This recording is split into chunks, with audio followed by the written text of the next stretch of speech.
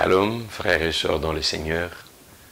Dieu nous a fait encore la grâce de nous retrouver aujourd'hui au travers de notre émission Le chrétien face à la loi. Que mon Dieu vous bénisse abondamment. La joie est tellement immense de parler, de nous rencontrer encore aujourd'hui, partager cette parole. Et comme je l'ai toujours dit, moi-même, j'apprends. Et avec vos questions, les questions que vous nous envoyez, ça nous aide encore à grandir sur le plan spirituel. Nous ne détenons pas le monopole de la connaissance de la parole de Dieu, mais nous sommes des éternels apprenants au pied de notre Seigneur et Sauveur Jésus-Christ.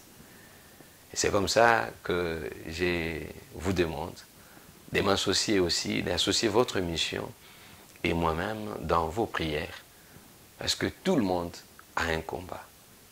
Nous avons des problèmes et nous avons besoin de votre soutien sur le plan spirituel.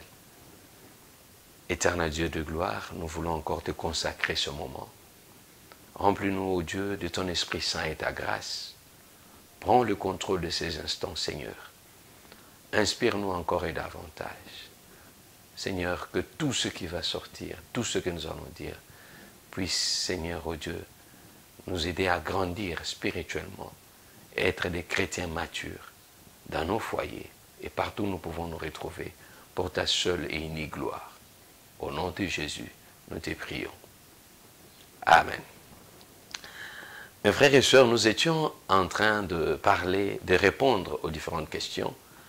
Et chaque jour qui passe, les questions continuent à venir et nous ne saurons pas répondre sincèrement à toutes les questions, au risque de ne pas aborder notre chapitre qui est consacré au divorce, parce que nous avons commencé à parler de conséquences, donc les problèmes de mariage, les difficultés qu'on rencontre. On accuse parfois à tort et tout, nous y reviendrons. On accuse à tort, etc. Et là, on répondait aux questions de nos téléspectateurs. Nous avons répondu à la question qu'on a posée, comment l'homme qui, soit la femme ou alors l'homme qui refuse d'être ensemble avec son mari au lit, créant de raisons, ou alors refuse d'avoir d'enfants et tout, alors que vous êtes marié, non, moi je ne veux pas avoir des enfants. Maintenant, il y a eu des questions et qui parfois créent encore des divorces. Voilà ce qui nous inquiète. Nous avons répondu pour dire on ne se marie pas. Le but principal du mariage, c'est pour la procréation. Donc on ne peut pas venir dans le mariage pour dire non, non, non, je n'aurai pas d'enfant jusqu'à l'âge de 40 ans comme ça. Non. Vous devez réfléchir. C'est comme ça que les dialogues doivent occuper une place très importante dans nos foyers.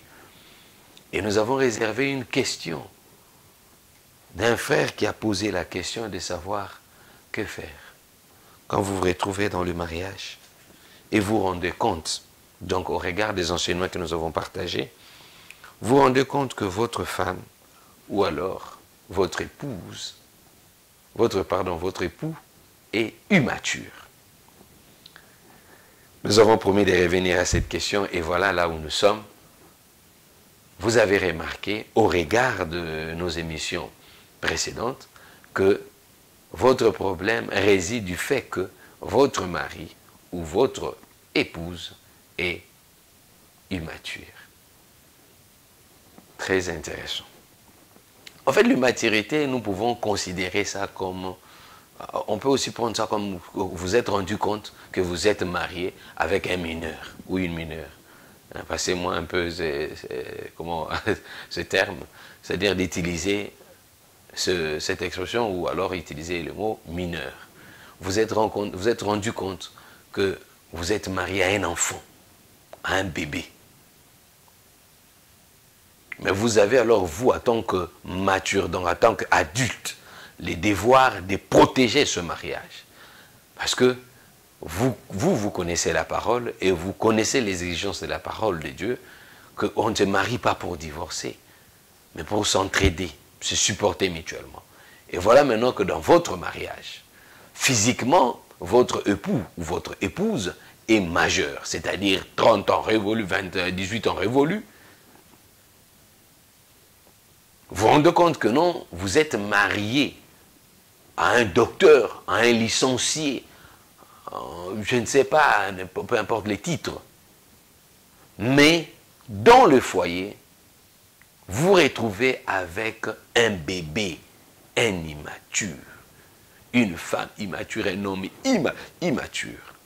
Comment est-ce que vous allez faire? Est-ce que vous devez divorcer? Non. Ma réponse à moi, je vous dis non. En tant qu'adulte, vous devez maintenant travailler. Il vous suffit de regarder comment est-ce que nous prenons soin des enfants. C'est-à-dire que l'enfant a des caprices, il exige, il est trop exigeant. Il ne tient pas compte de la situation. Et vous avez des époux ou des époux pareils. Vous avez une épouse ou un époux qui est trop exigeant sans tenir compte de la situation. Je donne un exemple banal. Vous êtes travailleur dans une entreprise de la place et votre salaire mensuel est de 500 $. Maintenant, votre conjoint ou conjointe vient vous présenter un budget mensuel de 5 000 $ alors que vous n'avez que 500 $. Et pour ça, vous n'arrivez même pas à trouver sommeil. C'est-à-dire que le mineur n'a pas le temps de discuter sur papier, savoir ce que vous allez, votre planification, la planification. C'est-à-dire que le contrôle des budgets, l'organisation, comment est-ce que nous allons gérer notre foyer. Un enfant n'a pas ces temps-là. Lui, il a seulement le temps de dire, papa, achète-moi l'avion. Vous présentez le budget à votre conjoint ou conjointe. Il regarde, il trouve que non, vous avez 500 $. Mais il dit, il a besoin ou elle dit qu'elle doit se procurer le téléphone. Il dit, bon, voilà, ce qu'on a, c'est ça. Eh bien, il va organiser la suite. La femme, ou alors l'homme, part et vous revient avec un téléphone de 500 $. Et il vous dit, d'ailleurs, j'ai dû négocier. Mais elle ne se pose pas la question de ce que vous allez manger demain. Là, ça ne préoccupe pas. Là, vous avez déjà un problème d'immaturité. Et comment résoudre ce problème? Ça, c'est un exemple. Il y en a pas mal. Nous avons parlé ici que même pour aller au lit, il faut apprendre le temps de vous entretenir aussi. Les dialogues, comme nous avons dit, ça doit prendre vraiment une bonne place dans le couple. Mais qu'est-ce qui se passe? Vous avez programmé avec votre conjoint ou conjointe. Mais voilà seulement qu'aux heures que vous avez programmées, eh bien, il ou elle choisit d'entreprendre une autre activité qui l'amène même en dehors parfois de la maison, ou tout en étant à la maison vous demande d'accorder du temps. Et quand vous vous opposez à ce temps-là, eh bien, ça crée une crise. Et dans cette crise, vous ne savez même pas accomplir ce devoir-là. Vous ne savez plus maintenant partager ce moment agréable. Et rien ne se passe. Ça crée des crises. Pourquoi? Parce que l'immaturité est là. L'immaturité est une cause principale. En tout cas, je le soutiens au regard de tout ce que j'ai vu comme question. Parce que là, je suis en train de répondre à une question, mais ça ramasse plusieurs des questions qui nous ont été posées. Nous allons dans le mariage sans une bonne préparation. La préparation à la maturité, ce n'est pas avec les TikTok. La préparation à la maturité, ce n'est pas avec la télé. Ce n'est pas avec les WhatsApp. Mais c'est les dialogues que les parents partagent en famille. C'est le moment que les parents partagent avec leurs enfants. C'est le travail que papa, la responsabilité que les parents donnent aux enfants au quotidien. C'est le moment de jouer parfois en famille. De partager des moments agréables qui créent ce genre d'affection et que nous allons amener aussi au-delà de nos foyers. L'enfant va sortir, il sait que non, non, non, non, non, je dois partager des moments de dialogue avec ma femme comme je voyais mon père le faire avec ma maman.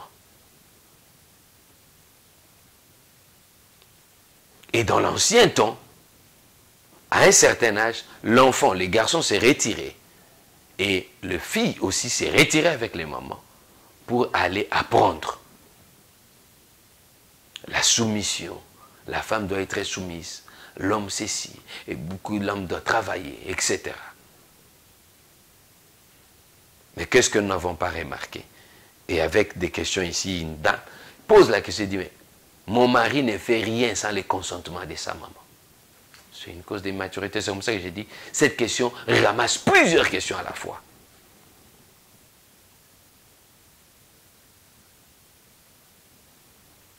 Comment dans le mariage, vous vous retrouvez avec un mari qui rentre 23 heures et vous tentez de parler à votre mari. Le mari vous dit, oh, moi j'étais toujours comme ça, même chez nous, on sait que j'ai rentré à minuit. Je dois causer avec mes amis. Mais tes amis ne sont pas mariés. Donc il y a plusieurs éléments d'immaturité, tant chez l'homme que chez la femme. Mais quand vous remarquez cela, comment vous comportez? La première arme que vous détenez, c'est la prière. C'est la prière qui nous donne cette capacité de supporter au-delà des limites.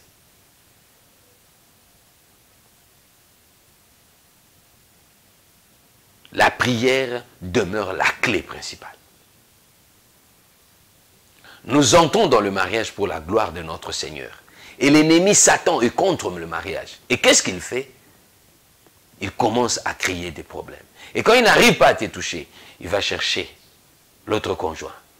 Et quand ça ne passe pas, il va utiliser même les personnes extérieures. Il est prêt à tout, juste pour détruire le foyer. Et c'est comme ça que même notre loi, nos lois, à travers le monde, en ce qui concerne le mariage, est en train de subir des grandes mutations, rendant le mariage presque comme un contrat simple. Mais alors que le mariage avait un autre caractère. C'était sacré. Mais c'est comme si on est en train de désacraliser le mariage.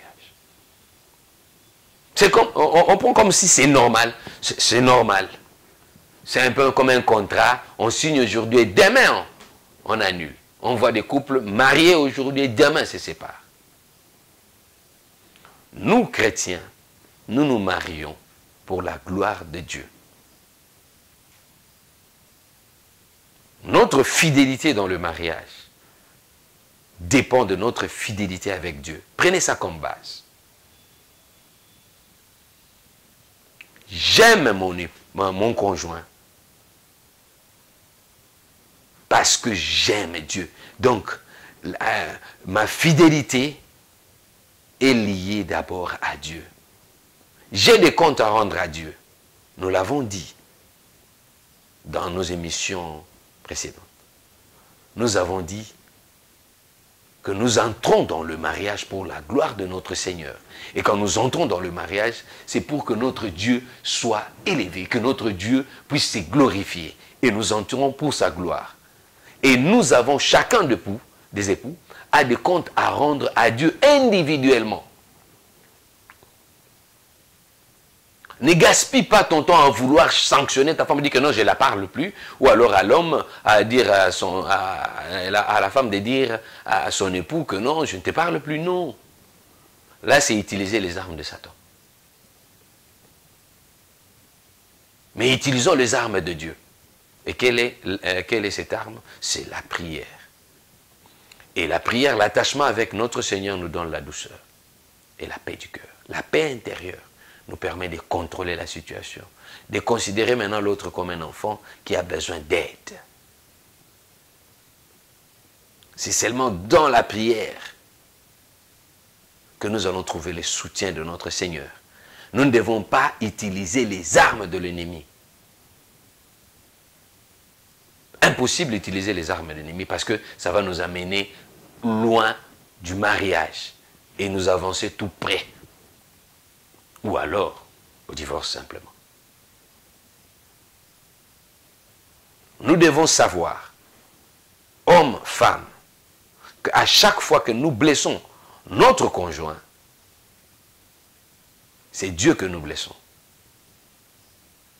Mais quand vous vous retrouvez maintenant devant une situation d'une personne immature qui croit bien faire, il pose des actes. Parce que un immature, lui, il a toujours raison. Il peut prendre ta nourriture, il mange, il trouve que c'est normal. Et tu rentres affamé, et tu cherches à manger, il dit, au nom de l'amour.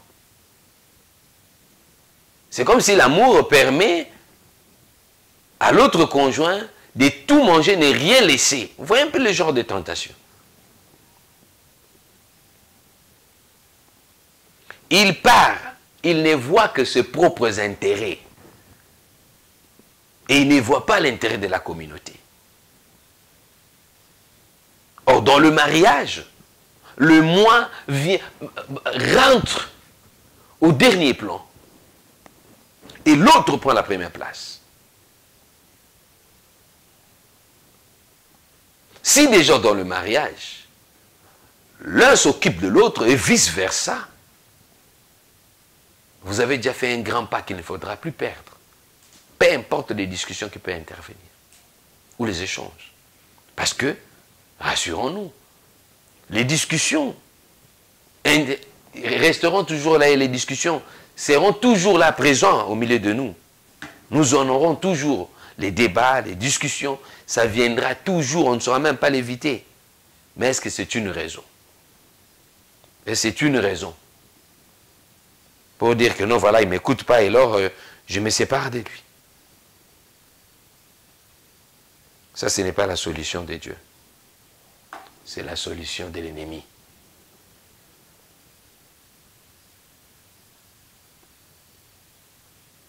Dieu te posera la question. Qu'as-tu fait de ta femme? Ah, il ne m'écoutait pas. Eh bien, je me suis séparé d'elle. Il ne m'écoutait pas, alors j'ai refusé de lui acheter la robe. Il ne m'écoutait pas et j'ai refusé de l'aider dans ses activités. Eh bien, tu as préféré sanctionner à la place de Dieu. Il a dit, la vengeance appartient à Dieu.